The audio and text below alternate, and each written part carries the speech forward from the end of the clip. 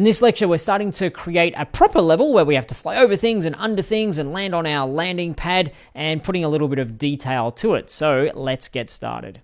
Here's our level. We want to fly from launch pad A to finish pad B, and we want to go through some obstacles in the process.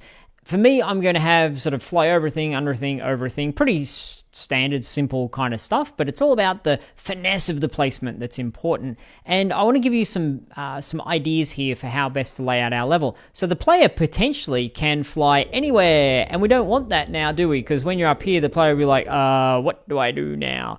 So we need to put some boundaries on our world. The way I'm going to do some boundaries is just with some rocks. So if I grab my first cliff rock piece thing that I've popped over the side here and put it over on the left and say, well, you're not allowed to go more left than a certain point. So maybe down here. And this is a good part of your game, is to say, well, let's pretend we started from over here, and we'll say I fly over a thing and then under a thing and then over a thing and then arrive about there. Is that good? So you can play your game with nothing in it, just with your imagination, pretending that you're going over and under and dodging and all that kind of stuff. So I want to make my ground a little bit wider first of all. So wider, wider, wider, like that. And at some point I might make it not grey, make it deeper as well, just because the ground tends to be a bit deeper unless we're on some sort of space platform. And then we'll move our rocks, or I'll move my rocks up to here and just make them, stretch them up. For now, it's going to be pretty rudimentary and pretty ugly. We want to make sure that when we fly over there that our camera is not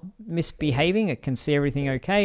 So, yep, and my collision's a little bit messed up there. That's fine. We'll finesse the collision. You can see that there's this big gap with the collision and with the wall. So it could be we don't need all of this collision. We can just have a tiny little box collider that's in the middle of where the player can actually get to. So we can circle back to that. The idea is to have some collision in place, so it definitely works, but you always need to make sure you come back and actually look at exactly what's going on with that, and so it doesn't look wonky. So we've got that wall. I'm going to duplicate that, and then W, move that down this end, down to there. How far do we want to fly? I don't know, about there. We'll put it in place for now, and then we'll finesse it a little bit more later. So down to there, and it looks like this side has better collision, does it? That point just there is the better collision. Oh, not worried about collision at the moment. We've already talked about collision plenty. I'll make this a little bit fatter, this rock. Fatter. Yep, cool. Move it back a little bit. There we go. And so now I need to move my ground a little bit more. Now the hardest part of our particular level design is going to be, what do we do as the roof? And I think I'll do the rock trick for now. We'll just pretend we're in a big old cave. You could just do a cube along there and make it look like, well, that's just where you can't go any further. You could constrain the Cinemachine camera. That's something that you can do if you want to get a little bit more advanced. But for now, I'm just going to put like a roof. So I'm going to duplicate the rock that I've got, rotate it around a little bit. You don't need to be perfect with your rotations and your movements and all that stuff. Interestingly, our pivot point is way down the end. Maybe over here, pivot is, if we click it to center, I like pivoting on the center a little bit more. For some reason, some of these are pivoting not in the center. Put it up to where we want sort of a roofy type thing. Not a roofy type thing. That means something different, doesn't it? A roof type thing, and rotate a little bit, rotate, and move in the middle. How does that look when we click play? It looks like it's kind of a... Well, it looks like some guys just stretched out an asset, to be perfectly honest, doesn't it? But it's okay for now. What I want to do is do this quickly and then say to you, okay, see how this bad collision is along here, like all that collision. We need to go tidy it up. Maybe you need a whole bunch of separate rocks rather than just getting one big one and stretching it in there. But for now, I'm trying to be a little bit prototypey, placeholdery with how we do this and just say, is that the right height? Is this the right size for our level? So there's going to be some gaps and some wonkiness, but we'll fix those up later on. For now, we're just getting the shape. So I'll click on my launch pad, move that down to the left. I could raise it up a little bit to make it a bit more interesting. Find my cavern rock, or another cavern rock, and move that over. I'll duplicate that actually, so I've still got my spare over there. Move it over here, zoom in on that by clicking F on the keyboard. Put it so it's in the middle on the Z or Z axis, in the middle, so that we know we're actually definitely going to be on that.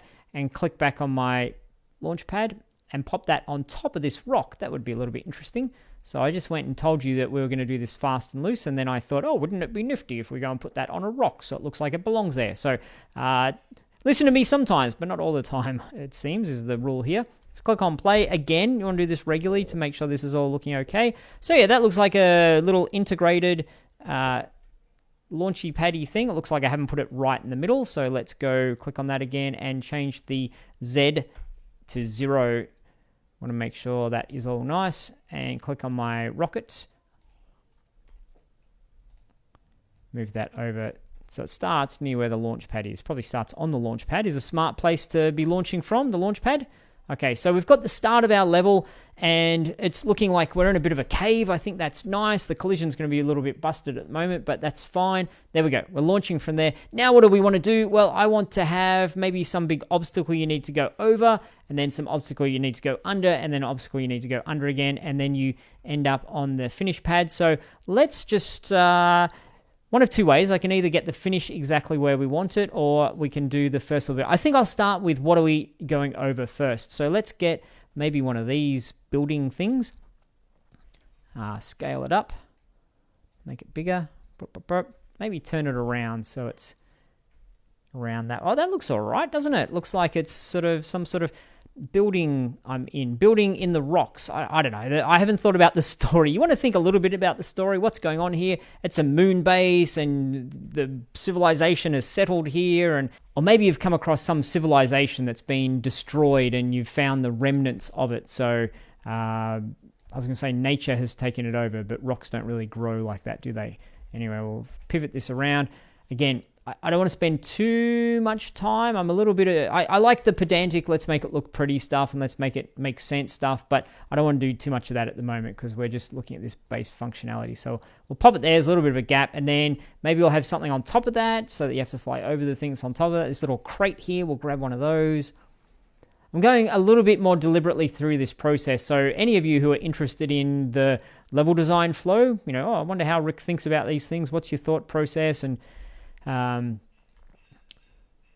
it's a little bit, let's just pop it there and see how it feels, is how I tend to design a general high-level plan, over, under, over, and then just plopping things into place. And it's cool that we've got some somewhat finished assets to put in here because it looks a little bit nicer, but we could absolutely be doing this with cubes. That's a totally fine way to do it.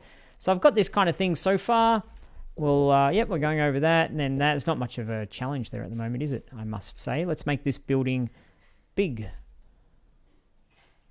And we're still students working on a hobby project, so it doesn't need to look spectacular. It just kind of needs to look interesting to us, doesn't it? So let's get this thing. You know what? Here we go. Here's the challenge. How high do I want that? No, probably not too much higher. Let's see what happens if we fly over this first one here. Makes sense. At some point I have to... Oh, that glow looks nice, doesn't it? I'm going to have to change the camera. I'm going to have to change the camera and the speed and the gravity. They're starting to annoy me, but for now it's okay. This roof... I'm not happy with that collision. We'll come back to that. So that's okay as an over. Now let's get an under. Maybe we'll make a rock thing as an under. So let's get this rock. Pop that as... Maybe we'll rotate this one. And as I've said before, you need to be making your own level, not just copying me. Actually, you know what? That's a good time for a challenge.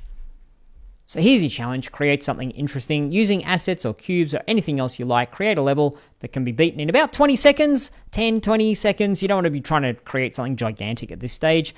Make it as pretty or as ugly as you like. I know Stephen Hubbard doesn't care at all about making his levels look pretty when he's going through a course like this. He just gets it functional, and that's totally fine. I'm more of a level designer, so I like these things to look a little bit pretty, but it's up to you. And add a bit of challenge so it's not too easy. You want to actually have something that is a little bit tricky to play, and you enjoy trying to avoid the obstacles yourself. So while you're doing that, I'm going to create my level. You don't need to see every last little bit of what I'm doing. I'll just give you the summary of how it all went down, and we can compare what we came up with. So pause the video and create a little bit of a level. I'll see you back here shortly.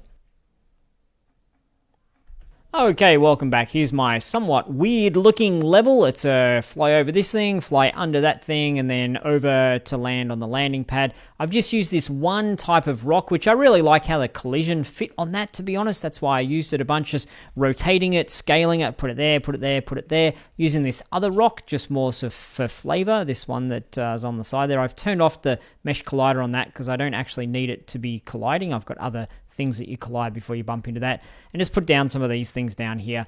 And so as you're flying along, I want the player to always know, oh, I'd bump into that thing. That's why I put this red thing just here, because it stands out a lot more than the rock itself. And we can talk about that a little bit more in the next lecture, but I just wanted to be clear, oh, there's something I'd bump into, and then I get all the way down the end. And then a little bit of a challenge, if you come in too hot with your rocket, you might bump into this rock that's just here at the end. So that's what I've done with my level. I've just slapped things down. It feels kind of nice when you got these objects. Put it here, put it there. It's all easy peasy in terms of construction.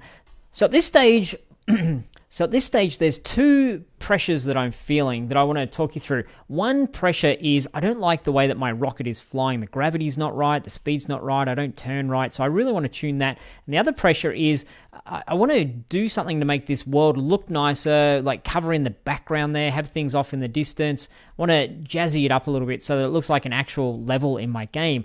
And so I think at this stage of the project, it's good to do those things, not to leave it feeling nice and looking nice until the very, very, very end, because then you're going through your whole game, you're making your levels with something that's not quite feeling good. So in the next couple of lectures, we're going to focus on those things to tune our rocket and our world so it feels good, and then also to talk about what we can do with set dressing, and then we can talk a bit more about lighting and post-processing. Okay, I'll see you in the next lecture.